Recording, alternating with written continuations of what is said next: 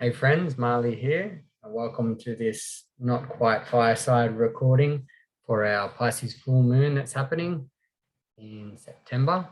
And the Pisces full moon and everything going on in the world, this month's story has themes of water and fire and courage and sorcerers and dragons. And of course, because this is also the week of the spring equinox, have the theme of balance.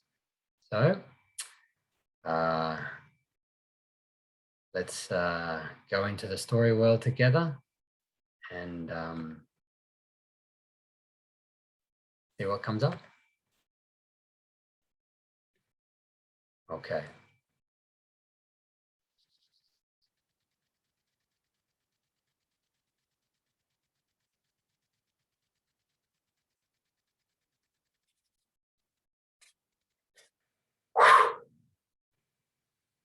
So there was a time when Mother Earth rested gracefully on the back of a giant tortoise. His legs, firm-footed foundations of rock and stone, kept everything in perfect balance. The waters moved gently across her body, moved by Grandmother Moon. Fires were kept only for the good of the people in the planet, and the sun would shine bright every day, moon in her fullness every night. Like this, there was peace amongst the people and their wild kin. It was, well, to be honest, not exciting enough for a story. So, after a time, the old stories of chaos and destruction were forgotten, and the bards began only to sing of light and frivolity and all sorts of pop songs that didn't really hit the spot, beautiful though it was. The serpents of chaos began to stir in their winter chambers, deep beneath the earth. If we were in Arabic lands, it might be Falak. In Egypt, Apep. If we were in the Jewish culture, it might be Leviathan, Norse, Yomanganda, Greek, Typhon, Hindu, Vitra, all of them. Great, powerful deities, chaos. And so the waking of the serpents began, and the earth began to crack open. Two powerful sorcerers had seen what was coming, and so they had decided to set traps for the serpent. One of them created a great ice chamber, like a huge igloo, so that when the fire serpent came up, it would be trapped inside. The other created a big ring or dome of fire, so that when one of the water serpents came up, it too would be trapped. At first, the people were grateful. However, over time, the sorcerers began to use this against them. They coerced them into doing things to keep them under control, always warning them that if they did not, they would release the serpents of chaos. Death and destruction would come. And it worked for a time. They made all sorts of unreasonable demands, like forcing the people to wear tight jackets and nooses around their necks when they went to work, to stare at small screens all day, and to eat hamburgers that were more tasteless than the cardboard that they came in. Children were put in boxes too, and made to remember boring things, like what happens when one bunch of symbols meets another one on a piece of paper, or who was the first wizard or sorcerer to rule over the people and the pointless laws they had created. They kept everybody in boxes, really, and they forced them to listen to the most horrible music over and over. Something a bit like this.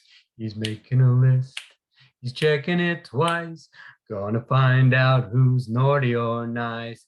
Happy birthday to you, happy birthday to you. You're beautiful, you're beautiful, you're beautiful, it's true.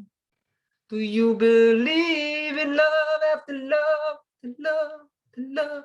I can hear something inside me say, I tell you what I want, what I really, really want. So tell me what you want, what you really, really want. I wanna, I really, really, really wanna whoop, whoop, whoop, whoop, whoop, whoop, and Gangnam Style. Whoop, Whoop, whoop, whoop. Who let the dogs out? Oh, oh, oh, oh. Who let the dogs out? Oh, oh, oh. No dancing. Terrible spells, terrible spell casting, evil sorcery indeed. The people, the animals, the land all began to lose their vitality. They began to shrink like old dried currants. Invisible specters gained power over their bodies and began to make them sick. The sorcerers told them it was the snake's fault and best to tighten up controls, lock up their square homes. The people were going crazier and crazier and crazier. One day, a young girl, a brave young girl, had a daydream whilst inside one of those boxes. In her dream, a wise old woman came to visit her. She showed her how the imprisonment of the serpents would eventually lead to the death of the earth, and she gave her the task of setting them free, for the sorcerers would not suspect the young girl to do such a thing. She was told she must gather wood from the ancient forest to the north for a sacred fire and the mountain water from the icy mountains to the south. She took off from her village, moving without telling anybody the next morning, and was soon stopped by a red dingo. He asked her where she was going, and she explained she had to journey to the north into the ancient rainforest to the grove where the ancestor wood would be for a fire, sacred fire. Dingo smelled her, and the scent was true. He wagged his red tail and said, "I will help you. I will keep you company. Follow me." And they journeyed together into the woods. Not long afterwards, a great giant smashed into their path, wielding a huge stone axe, swinging it around and around and around and threatening to destroy them. Dingo told the little girl to wait for him to distract the giant and then make a dash for it. Boldly, he leapt into the clearing, running circles around the giant, forcing him to swing this way and that, and then bit onto his ankle, onto his heel. Giant let out a loud yelp, and quickly the little girl ran around the edges. When she looked back, she looked down, and the giant cut through Dingo, but also cut his own heel, and so both fell to the ground. She was so worried for her friend, but she knew she had to go on. She had a vision, and so she kept going through the woods until she came to an ancient grove with an old, gnarled ancestor tree stood. Huge, powerful. It didn't have leaves, but she could tell it had spirit. She prayed to the tree and she gave an offering, some milk pudding that she'd stolen that morning, taken on her journey with her that morning from her family, and gave it to the tree. She asked if the tree would offer her some wood for a small fire. The tree, just like Dingo, knew that she was a good spirit and dropped some of its branches so that she could gather them up. She thanked the tree and quickly returned home before darkness, hiding the wood. Her parents scolded her for being out all day and also late, for missing out on her schooling that day. She should have been inside the box.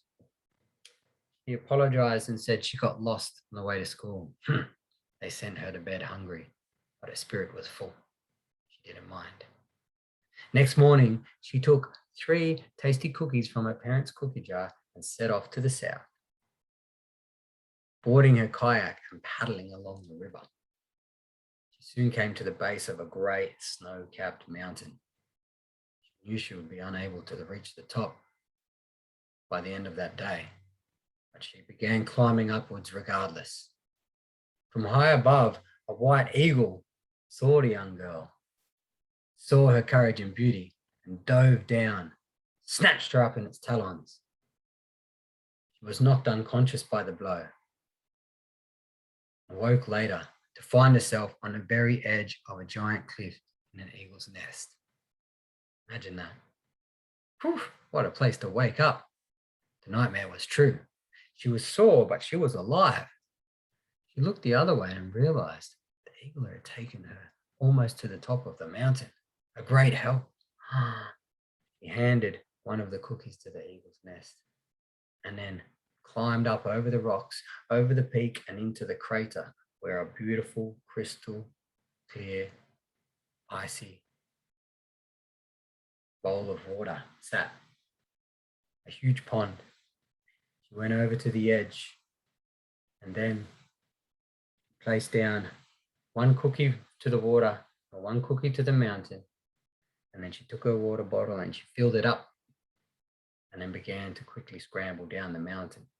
For she knew that if she did not get home, she would not be allowed out again. But the sun set on the other side of the mountain, and by the time she got to the base, it was too late. If she went home now, she would definitely not be allowed out in the morning. She realized she had to sleep out in the cold. She was brave. She made a pile of leaves, hid inside it, and waited for the sun to rise. Next morning, she went back to gather her wood from where she had stored it near the village, not daring to be seen, sneaking around the edges. And she made her way across the lands to the giant ice tomb where the fire serpent had been kept, trapped. She carefully lit a fire the old way, sat with it, without leaving, without eating. She'd go to the toilet. Not one, not two, not three, but 4 days and nights, while slowly burning that fire. That wood could burn for hours upon hours. It was magic wood. And so eventually it began to melt and melt and melt, a small hole, and then just big enough, and then just big enough. On the 5th morning, the hole was large enough for a serpent to escape, a fire serpent. And it it came out in a burst of wind and roared through the forest, a wildfire setting it alight. The young girl watched in horror. She didn't expect this. Believing she had done a terrible thing, it felt awful. Much of the land and many of the animals were burnt black, including the great white eagle. Stick with me. I know what. I will quickly release one of the water serpents to bring balance, she thought. And off she ran, the edge of the ring of fire. The water she had carried, she had not drunk a drop, even though she was so thirsty. She took that icy water, she gathered, and she poured it gently over the edge of the fire, created a hole just large enough for one of the water dragons to emerge from. The dragon rushed out like a burst fire hydrant. A great flood moved through the land, quenching the fire, but also destroying the landscape and taking many lives with it. She felt even worse now, and began to weep and weep and weep and ask for forgiveness from the old woman who she thought she'd let down.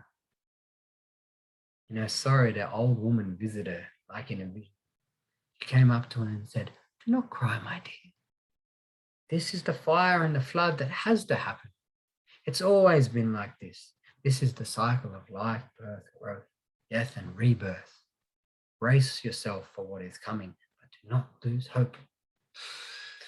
And so she watched as the two serpents began to battle, a wild and chaotic dance of fire and water, fire and water. Soon they grew large enough to wrap around the earth, and in their fighting, they tore off one of the tortoise's legs, one of the great columns that held up the earth. The whole earth began to tilt. The water tumbled, the rocks tumbled, and people started to tumble towards the edge. It looked like all was lost. A little girl was watching and didn't know what to do. She decided to take out her flute and play. She played a tune she had heard the old woman whistling in her dream. And amazingly, the serpents stopped fighting, became hypnotized by the flute. They began instead to coil around each other again and again and again and again, tighter and tighter, until eventually they formed a powerful column right where that tortoise's leg had been. When the girl stopped, the earth was once more again stable, burnt and washed, but restored. The two wizards, however, the two sorcerers had tumbled from their high towers, and had landed in the dirt amongst the people where they belonged. The people could have slain them then for what they'd done, for they had come awake with all of the shaking, the fires and floods, though they had caused a lot of destruction, were exactly what was needed to wake everybody up. They were so woken up that they decided they wouldn't kill those sorcerers. Not then, not there. Instead, they would take them to the serpents and let them choose. The serpents, chaos gods that lived in the underworld. They had a feeling that there they would go through a great transformation. They did it, and they waited. When the sorcerers went down, the sun and the moon had to go down with them. Well, they knew the work to be done now to transform these two was going to take all the power they had. Far the sky darkened completely. The earth waters stopped flowing. Mother Earth stood completely still. The people in silence, listening, waiting. It was dark for a whole week. The only fire was the one lit by the small girl with the wood from the ancestor tree, for it would burn as long as there was hope in her heart. Many people came and sat beside it, as did their ancestors. A dingo with 3 legs hobbled up, and so did a black eagle, still alive. Sure enough, on the morning of the 7th day, the sun arose, carried on a rainbow of serpents, and in his body the fire wizard, the fire sorcerer, no longer filled with a hunger for control. And that night, as the sun set, serpents returned to the underworld. Moon emerged, and in her body was the water sorcerer, also having let go of his need for control. Both their hearts were now full of love. In the day, fire wizard, the fire sorcerer, shone bright like the sun with love. And in the night, the moon did the water sorcerer shine strong with the moon. Sometimes they would dance together, often apart when the moon was full. Like this, cycles and balance were restored back to the earth. Peace was had, a new age of light. But of course, the chaos serpents are only ever sleeping under the earth, and the people knew well and good that to try to control them if and when they re-emerged would only cause great harm. The next time the chaos serpents came out, they were ready.